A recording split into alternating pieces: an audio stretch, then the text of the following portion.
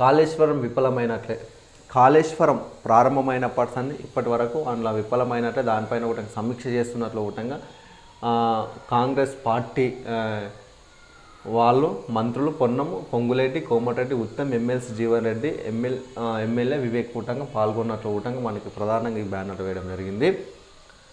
Third పార్టీతో పాటు judicial విచారణ చేయిస్తాం, వాస్తవాలు ప్రజల ముందు ఉంచేందుకు పర్యటన, ప్రాణేత చర్యలను చేపట్టే తీరుతాం, గత ప్రభుత్వం ప్రజాధనాన్ని దుర్వినియోగం చేసింది, ప్రాజెక్టు సందర్శన సందర్భంగా మంత్రులు మండిపాటు.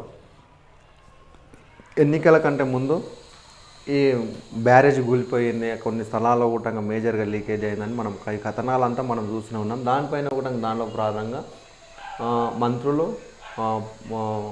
పొన్నం పొంగులేటి, కోమటిరెడ్డి, ఉత్తమ్, ఎమ్మెల్సీ జీవన్ రెడ్డి, ఎమ్మెల్యే వివేక్ కూటంగి వీళ్ళందరూ అక్కడ సందర్శించినట్టు తెలిసింది.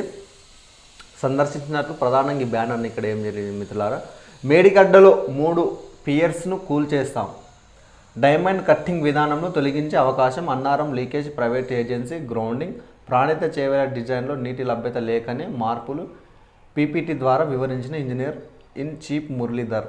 అంటే ప్రాణాయితలో ఊటంగా నీళ్ళు లేకపోవడం, అంటే ఈ ప్రాణాయిత చేవేళ్ళ వస్తే ఈ ప్రాంతంలో సగం బాగుపడతాయండి. వికారాబాద్ కానీ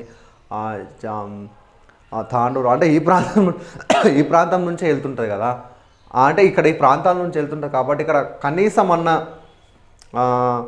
దాదాపు ఎల్వ పంటలే వేస్తారు ఇక్కడ ఈ ప్రాంతంలో. అంటే ఈ డిజైన్ మాడిఫై చేసి అక్కడ తీసుకెళ్ళినట్టు కూడా ఒక ఆరోపణలు వచ్చినాయి. ఈ ప్రాజెక్టు కూడా ఇక్కడ ఉంటాయి, ఈ ప్రాంతంలో కూడా ఆల్రెడీ నిర్మాణ పనులు కూడా అయినాక కూడా నిర్మాణ పనులు అయినా అక్కడ పోవడం జరిగింది. కొంచెం దానిపైన కూడా సమీక్ష చేసి ఇక్కడ ప్రాణాయిత చేవేల డిజైన్ నీటి లభ్యత లేకనే మార్పులను కూడా ఇక్కడ చాలా పీపీటీ ద్వారా వివరించిన ఇంజనీర్ మురళీధర్ కూడా తెలుస్తుంది మిత్రులారా.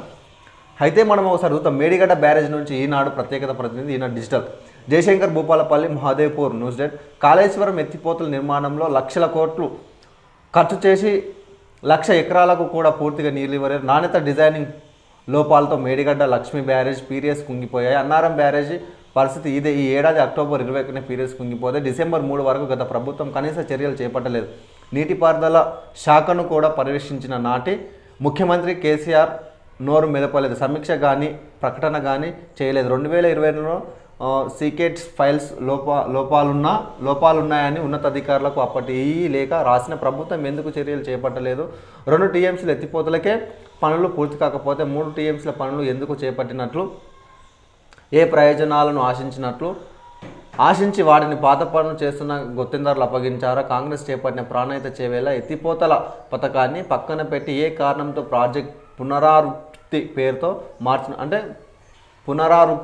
మార్చినట్లు అని మంత్రులు నిప్పులు చెరిగారు. కాళేశ్వరం ప్రాజెక్టులో జరిగిన అవకాశతలపై థర్డ్ పార్టీ ఏజెన్సీకి సాంకేతిక విచారణ చేయిస్తామని, జ్యుడిషియల్ విచారణ కూడా ఆదేశిస్తామని వెల్లడించిన. అదే మిత్రులారా ఇక్కడ చూసుకున్నట్లయితే గతంలో 2022లో కూడా వాటి లోపాలున్న ఫైల్స్ కూడా ఇస్తే గతంలో ఉన్నటువంటి ముఖ్యమంత్రి కూడా వాటిపైన లోపాలు ఎందుకోసం, అంటే ఈ లోపాలు ఉన్నాయంటే ఎందుకోసం మాట్లాడే అంశాన్ని కూడా లేవనెత్తి దీనిపైన కూడా జ్యుడిషియల్ కూడా విచారణ చేయడానికి కూడా మేము తీసుకుంటామని కూడా అంటున్నాం.